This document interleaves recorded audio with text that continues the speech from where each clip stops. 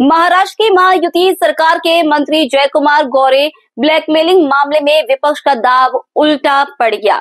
मुख्यमंत्री देवेंद्र फडणवीस ने मंगलवार को इस संबंध में बड़ा खुलासा करते हुए अप्रत्यक्ष रूप से रांका शरद चंद्र पवार पार्टी की सांसद सुप्रिया सुले एवं विधायक रोहित पवार पर साजिश रचने का आरोप लगाया है।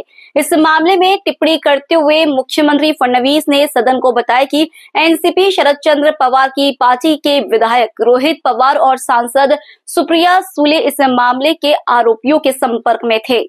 महाराष्ट्र के मंत्री जयकुमार गौरे पर एक महिला ने गंभीर आरोप लगाए। महिला ने गौरे पर उसे परेशान करने का आरोप लगाया था। अब इस मामले पर बोलते हुए मुख्यमंत्री देवेंद्र फडणवीस ने सनसनीखेज दावा किया। सीएम ने कहा है कि जयकुमार गौरे के साथ जो हुआ वह किसी को राजनीति से खत्म करने का प्रयास था। जयकुमार गौरे के साहस की सराहना की जानी चाहिए। पुलिस ने जाल बिछाकर आरोपी को पकड़ लिया है। जयकुमार गौरे से जुड़ी घटना महत्वपूर्ण है। किसी के खिलाफ इस तरह की राजनीति ठीक नहीं और इन सभी के साथ राष्ट्रवादी कांग्रेस पार्टी शरद चंद्र पवार समूह के लोग पाए गए हैं। फडणवीस ने दावा किया है कि सुप्रिया सुले और रोहित पवार की ओर से तुषार खरात को फोन किए गए। एक मीडिया से बात करते हुए मुख्यमंत्री ने कहा कि जयकुमार गौरे से जुड़ी घटना महत्वपूर्ण है।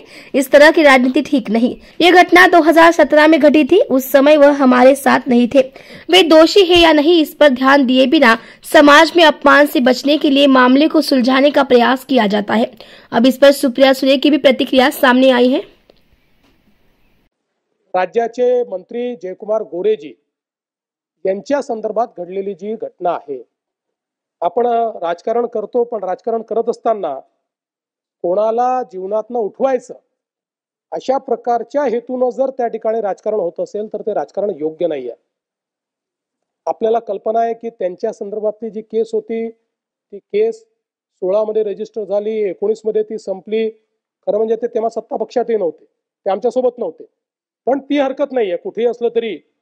आणि त्याच्यानंतर अचानक हे उकरून काढायचं अशा प्रकारचा जो विषय झाला आणि म्हणून मी त्यांच्या हिमतीची दाद देतो।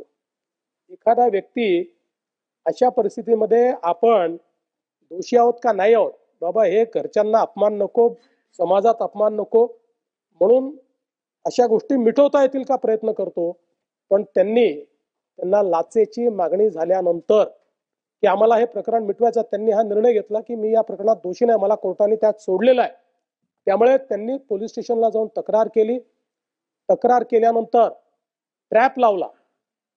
ट्रॅप लावून सगळं कन्व्हर्सेशन हे त्या ठिकाणी टेप झालं, सगळी मागणी टेप झाली। अनेक कन्व्हर्सेशन्स आहेत जे सगळे त्या ठिकाणी पूर्णपणे टेप केलेले आहेत। आणि हे टेप झाल्यानंतर मग ज्यावेळेस पोलीस विभागाची खात्री पडली की मागणी योग्य म्हणजे मागणी केलेली आहे, तक्रार योग्य आहे, त्यावेळी पोलिसांनी सापळा रचला आणि प्रत्यक्ष त्या ठिकाणी हँडओव्हर करताना कॅश त्या आरोपीला पकडण्यात आलेला आहे। त्यामुळे हा ब्लॅकमेलिंगचाच प्रकार होता। अशा प्रकारचं ब्लॅकमेलिंग नेत्यांच्या विरुद्ध कोणी करेल आणि आपणही त्याला हवा देण्याचा प्रयत्न करू। शेवटी त्यांच्याही घरी 22 वर्षाची मुलगी आहे, त्या मुलीवर त्याचा काय परिणाम होत असेल याचाही विचार आपल्याला केला पाहिजे। आणि म्हणून मला याच्या पलीकडे जरा अधिक जयंतराव गंभीर प्रकरण मांडायचं म्हणजे याच्यामध्ये तर 3 तक्रारी झाल्या आणि या तक्रारींमध्ये असं लक्षात आलं की एक नेक्सस होतं।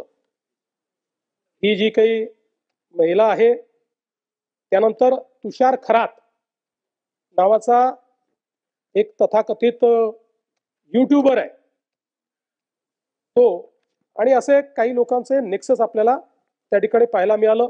याच्यामध्ये 3 तक्रारी झाल्या। पहिली जयकुमार गोरेंनी केली, त्याच्यामध्ये मी सांगितलंच आहे आपल्याला की काय घडलेलं आहे। दुसरी तक्रार जी आहे ती विराज रतनसिंग शिंदे यांनी त्या ठिकाणी केली की ज्याच्यामध्ये परत अशा प्रकारचा हा जो गुन्हा आहे त्या गुन्ह्याच्या संदर्भातली आहे। आणि तिसरी तक्रार तळबीड पोलीस स्टेशन मध्ये उमेश मारुती मोहिते यांनी केली। कारण ही जी महिला आहे ही सरसेनापती हंबीरराव मोहिते यांच्या घराण्याची आहे वगैरे अशा प्रकारचा जो खोटा प्रचार करण्यात आला त्याच्या विरुद्ध ही तक्रार त्याच ठिकाणचे उमेश मोहिते यांनी केली। आणि एक तक्रार फिर्यादी शेखर पाटोळे यांनी केली की ज्या तक्रारीमध्ये त्या ठिकाणी दोन इसमांनी त्यांना लाथाबुक्क्यांनी मारून हार्ड डिस्क हिसकावून घेतली वगैरे अशा प्रकारच्या 4 तक्रारी या ठिकाणी झाल्या. आणि मग याच्यामध्ये 3 लोकांना अटक झालेली आहे. एक ती महिला आहे, दुसरा हा रिपोर्टर तुषार खरात आहे आणि तिसरा एक अनिल सुभेदार आहे. आता या सगळ्यांचं जे काही या सगळ्यांनी मिळून हा कट रचला, याचे सगळे पुरावे सापडले. यांचे व्हॉट्सअप कन्व्हर्सेशन सापडलेले आहेत, यांचे 150 फोन आहेत, ते फोन सगळे सापडलेले आहेत आणि कशा प्रकारे कट रचला हे लक्षात आलेलं आहे. पण दुर्दैवाची गोष्ट पुढची आहे. ती गोष्ट अशी आहे की याच्यामध्ये थेट या सगळ्यांशी पूर्णपणे संपर्कात राष्ट्रवादी काँग्रेस शरद पवार गटाचे लोक दिसतात.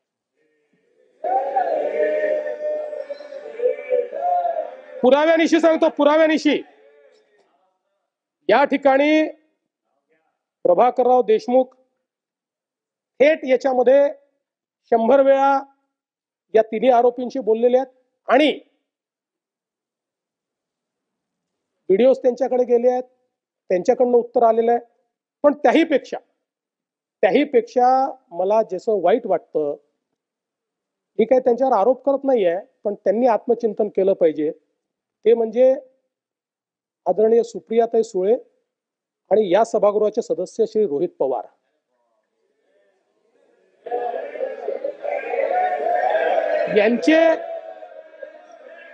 यांचे कॉल्स तुषार खरात आणि यांच्या विरुद्ध जे व्हिडिओ केलेले आहेत, ते व्हिडिओ केल्यानंतर त्यांनी यांना पाठवले आहेत.